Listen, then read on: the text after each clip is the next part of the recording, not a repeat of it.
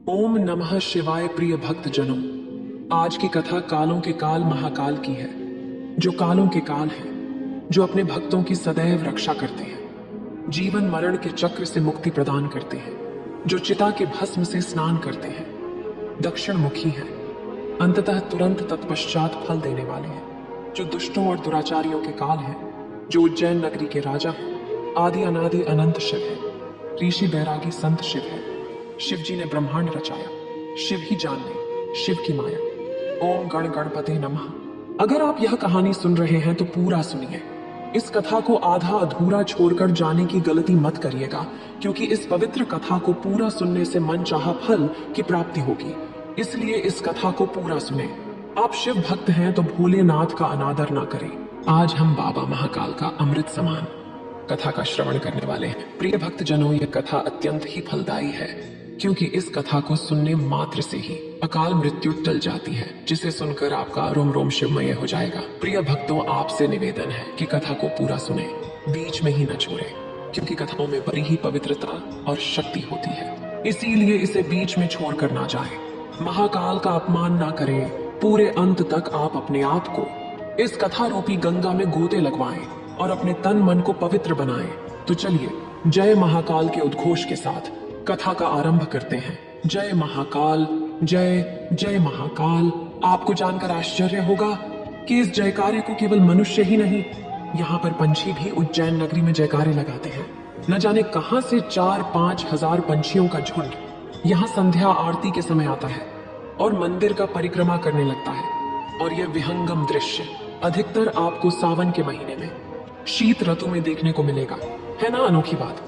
तो भक्तों, चलिए बिना किसी देरी के हम इस कथा का प्रारंभ करते हैं। शिव का काज सदा सुखदाई, शिव के बिना है कौन सहाय, निस दिन की जय शिव की पूजा, शिव ही देंगे भय से मुक्ति।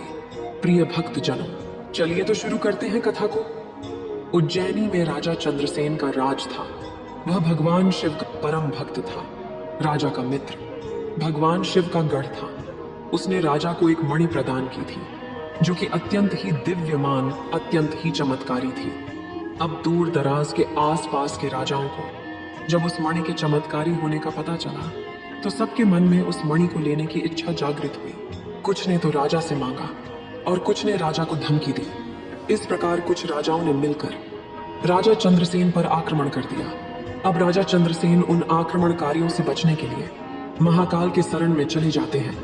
वहीं पर समाधि लीन होकर भगवान महाकाल की आराधना करने लगते हैं।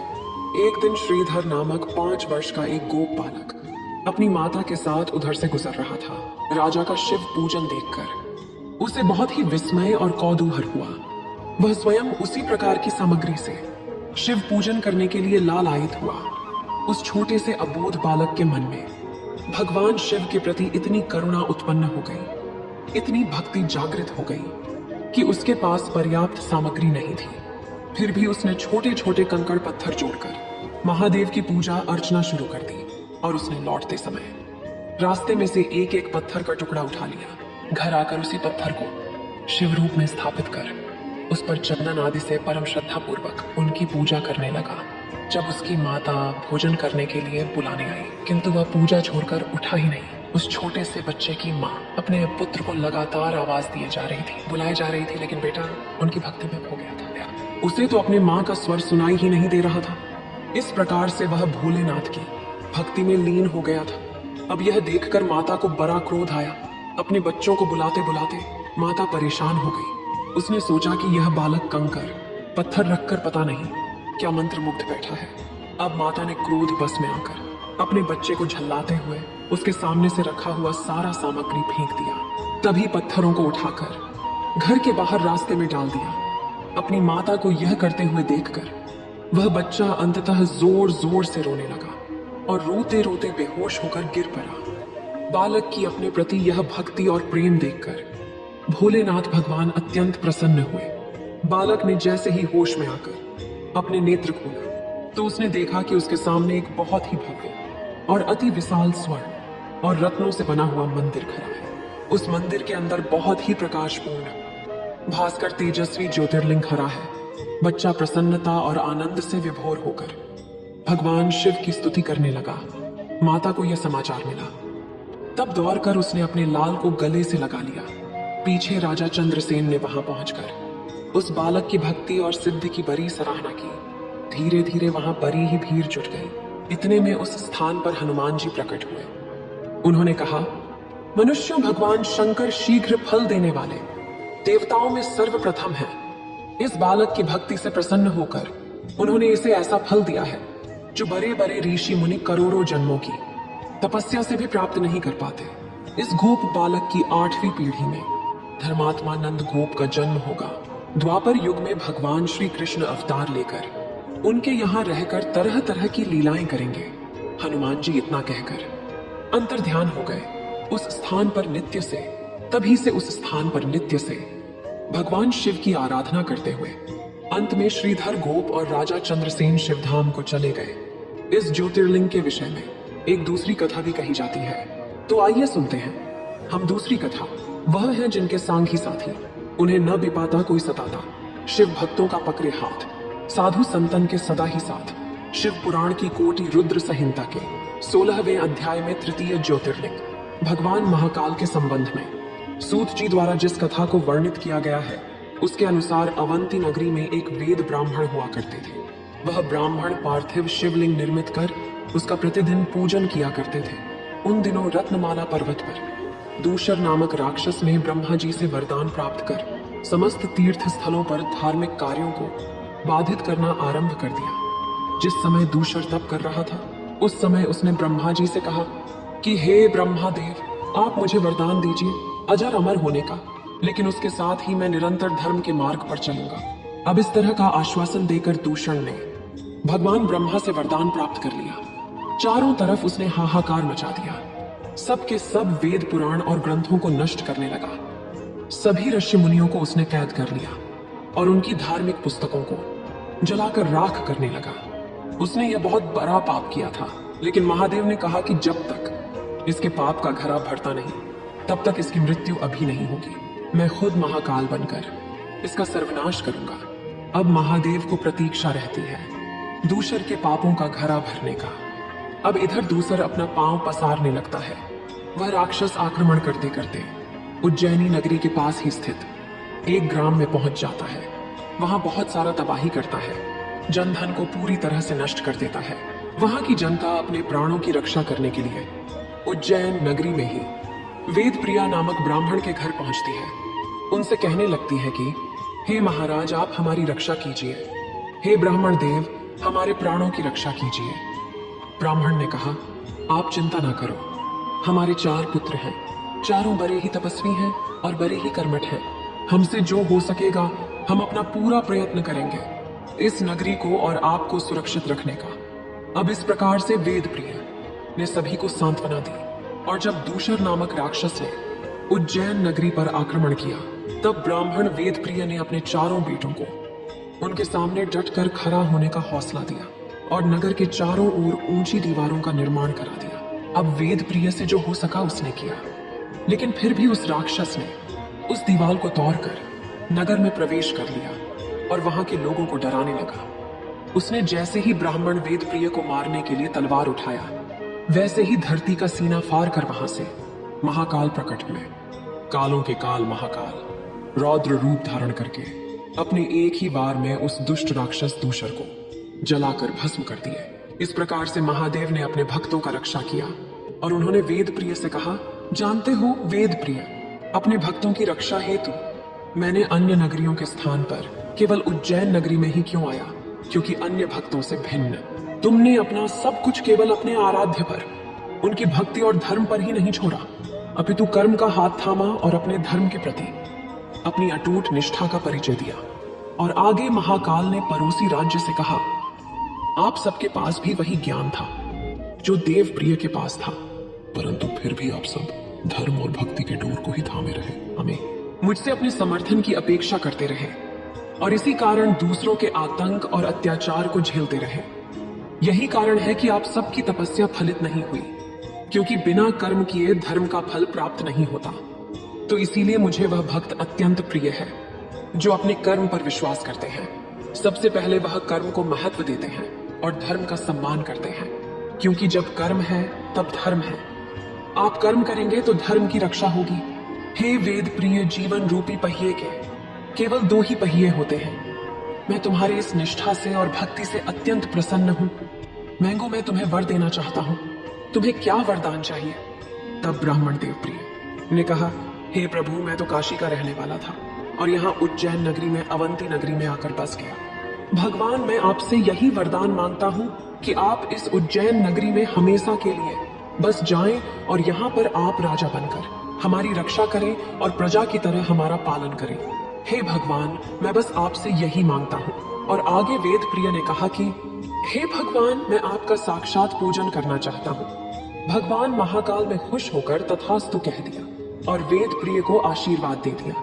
उन्होंने कहा कि हे वेद प्रिय, मैं इस उज्जैन नगरी में चिरकाल तक निवास करूंगा और अपने नगर वासियों की सुरक्षा करूंगा। हर किसी अपराधी दुराचारियों को दंड दूंगा, क्योंकि मैं कालों का काल हूं, महाकाल हूं। मैं उन्हें तत्पश्चात दंड दूंगा और अपने भक्तों को जीवन मरण के चक्र से मुक्ति दिलाऊंगा। जो भी कोई भक्त मेरे इस नगरी में अपार श्रद्धा भक्ति रखकर उसे जीवन मरण और भय के चक्र से मुक्ति दिलाऊंगा।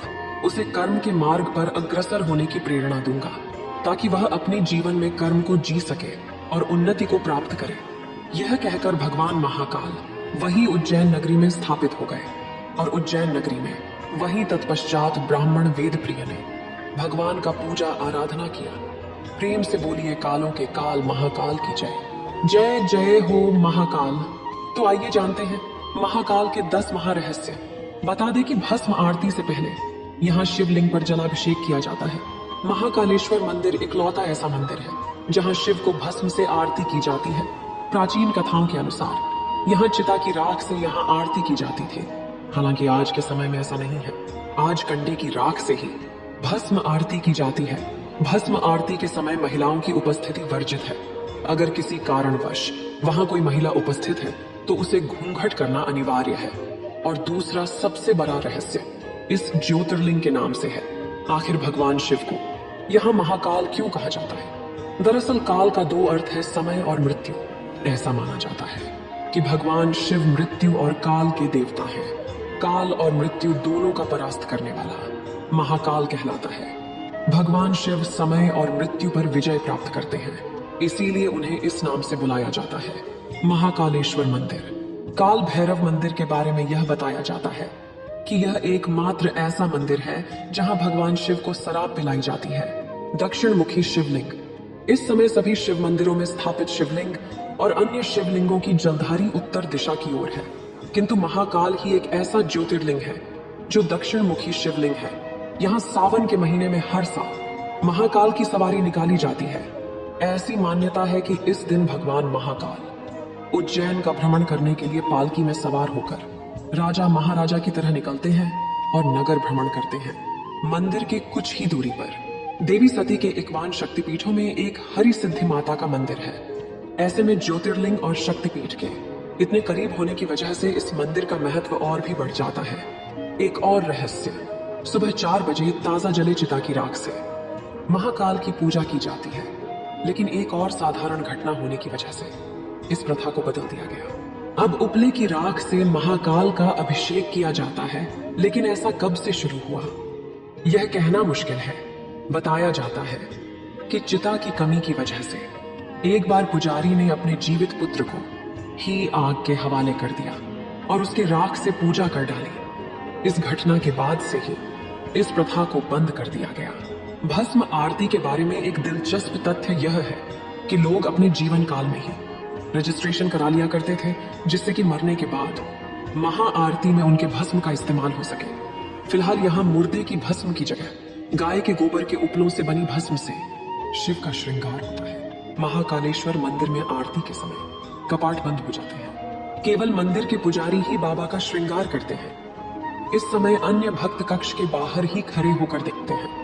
आजकल बंद कमरे में आरती की पूरी प्रक्रिया रिकॉर्ड हो जाती है। जानकारी के लिए बता दूं कि आरती के वक्त शिवलिंग को भस्म से पूरी तरह नहला दिया जाता है। अंत में शिवलिंग पर भगवान शिव का चेहरा बनाया जाता है और फिर मंदिर के कपाट खोले जाते हैं। भगवान महाकालेश्वर की सबसे अंतिम और रहस्यमयी बात, उज्जैन का एक ही राजा है वह है महाकाल। बाबा विक्रमादित्य के शासन के बाद यहाँ कोई भी राजा रात में नहीं रुक सका। जिसने भी यह दुस्साहस किया और संकटों से घिर कर मारा गया। पौराणिक कथाओं और सिंहासन बत्तीसी के कथा के अनुसार राजा भोज के काल से ही यहाँ कोई राजा नहीं रुक सकता है। वर्तमान में कोई राजा या मंत्री प्रधानमंत्री यहाँ रात में नहीं रुक सकता। इससे जुड़े कई उदाहरण भी प्रसिद्ध हैं, जिसके बारे में आपको जानकर आश्चर्य होगा। एक बार देश के चौथे प्रधानमंत्री मोरारजी देसाई जब मंदिर के दर्शन करने के बाद रात में यहाँ रुके थे तो उनकी सरकार अगले दिन ही गिर गई थी। ऐसे ही कर्नाटक के मुख्यमंत्री BS येदुरप्पा उज्जैन में रुके थे तो उन्हें कुछ ही दिनों के अंदर अपना इस्तीफा देना पड़ा था। कुछ लोग मानते हैं, कुछ लोगों के मुताबिक महाकाल भगवान ही सहार के राजा हैं और उनके अलावा कोई और राजा यहाँ नहीं रुक सकता। तो यह थी भगवान महाकाल की कथा। इस वीडियो को बोलते समय कोई त्रुटि हो तो मैं क्षमा चाहती हूँ। उम्मीद है आप सभी को यह वीडियो अच्छी लगी होगी। अगर आप शिव के सच्चे भक्त हैं तो चैनल को सब्सक्राइब और वीडियो को लाइक करके कमेंट में हर हर महादेव लिख दीजिए।